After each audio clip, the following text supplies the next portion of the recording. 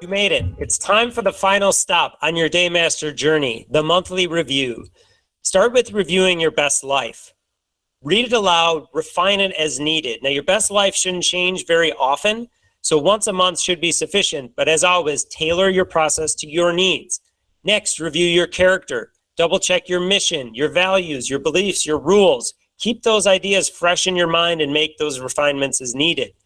Next, review your daily and your free journals. Any of those lessons that you learned along the way, make sure they're fresh in your mind. You may get some fresh perspective here too and learn some additional lessons. You can also take a look back at the past month to see if there's any lessons you missed along the way.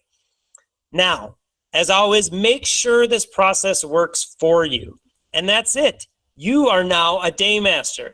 Thank you so much. I'm so proud of you for making it through this journey. I would love to hear from you, whether it's a success story, a feedback, a challenge, whatever it might be.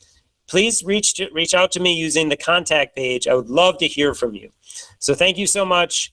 I wish you all the best. And remember, you just have to keep doing this process over and over again. It's that simple. And now you're well on your way to winning every day and living your best life.